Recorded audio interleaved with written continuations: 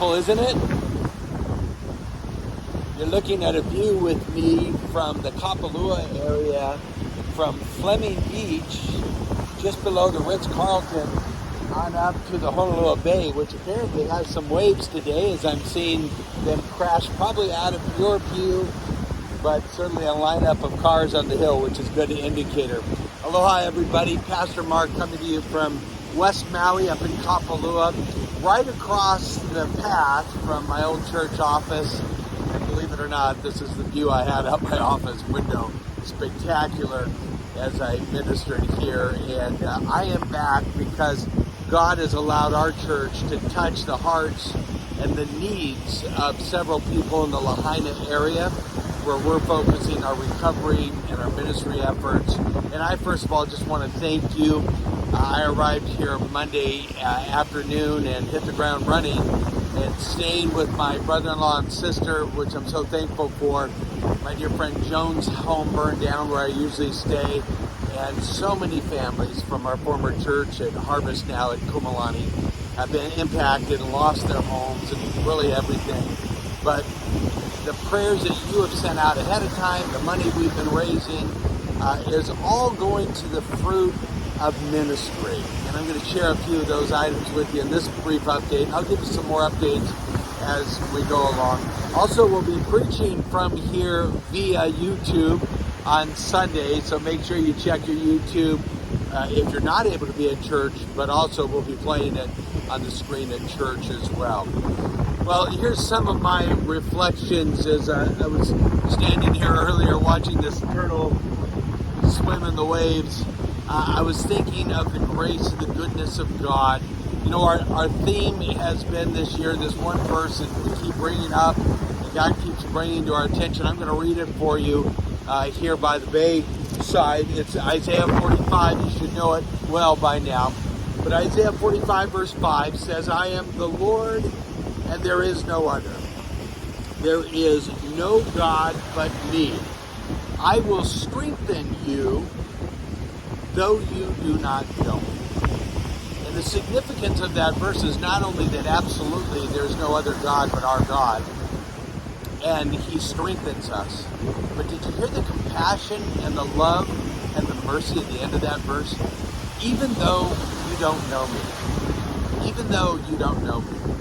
So God is sending His church and His believers into broken communities that do not know God, many of them. By the way, there are many strong believers on Maui. I was with several of them, 50 of them last night in a prayer group. The night before at a concert and an outreach called Hope for Lahaina with the Katinas, a little concert and free dinner for the community. There are many believers here, but there are many who still don't know God. And part of what comes out of tragedy is an opportunity for us to share the love of God, to provide practical needs, and to share the wonderful gift of salvation, even in difficult times. And I want to tell you, people are responsive. Tuesday morning, I met with a couple of friends for breakfast, and we heard the story from Maria. And Maria was one of those people that was stuck in the traffic on Front Street. You've seen some of the videos perhaps, where the roads were blocked and they couldn't get out of town.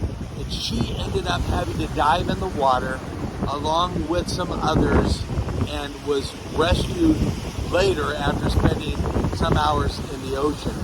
Listen to this. The whole time, because communications were cut out, she couldn't reach her kids up Lahaina Luna. She could not reach her kids, didn't know where they were, thought they were in the house, didn't know if the house was on fire for 24 hours. 24 hours. She did not know if her kids were alive or dead.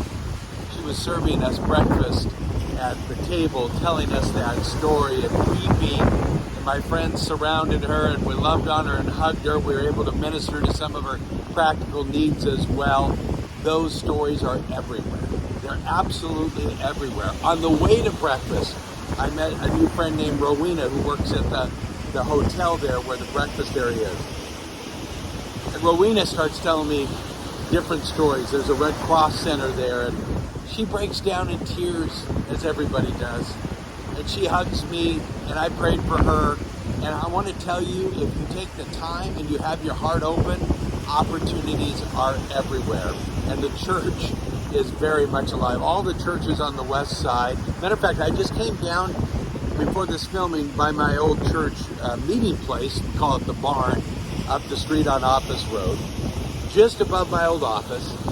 And the facilities are being used for schools, special education programs. The kids were playing out on the lawn right from where we preach and gather on Sunday mornings. And I'm just thrilled to see God's people connecting with the community and helping those as they help each other. So even though some don't know God yet, God has opened this door of healing and restoration and compassion.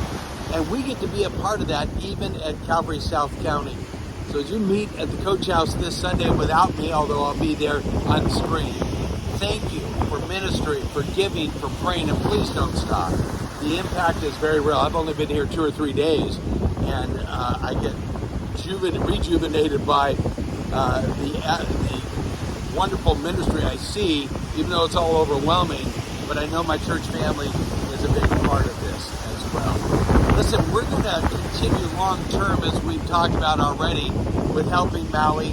But would you pray for Pastor Sean and his wonderful wife, Hannah? They are the main distribution center, one of the main distribution centers.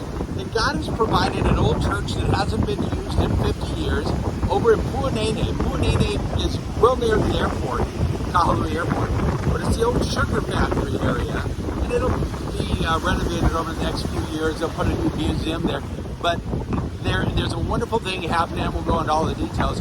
But where they're meeting in this old church building with the thought of using it as a distribution center. And the email that I'll send out will have some pictures.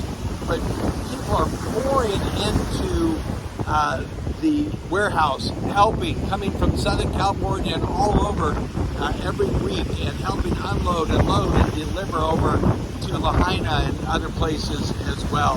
So God is not only revolutionizing church buildings and rejuvenating church buildings, but he's using the body of Christ to minister in so many effective ways. I was with this team that I mentioned last night, some of them with Samaritan's Purse, some from Calvary Chapel in Moreno Valley, and as we were sharing together, they were out to a home sifting through the ashes by invitation of this one couple that was allowed to go back into the home. That's starting to happen.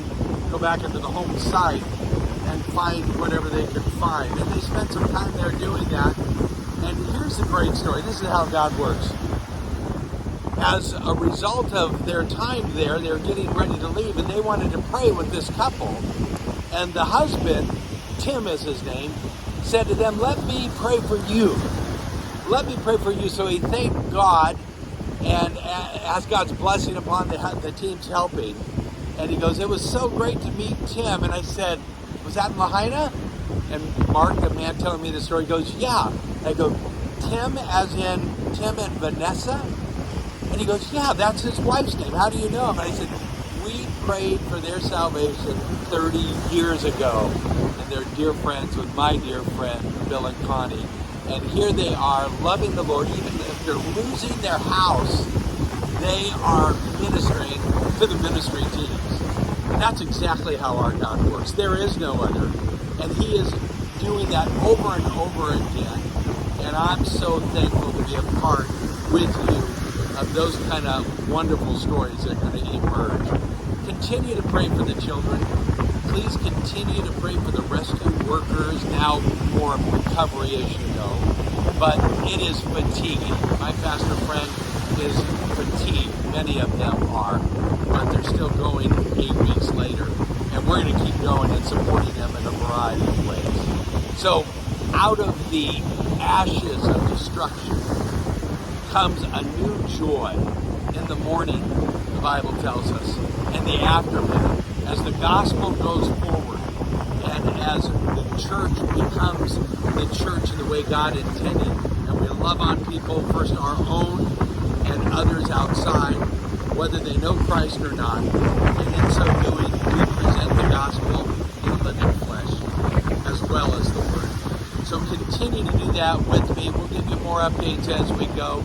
And don't forget, Maui, even after the destruction, you get up north a little bit, you wouldn't even know. And that's the beauty that's behind me.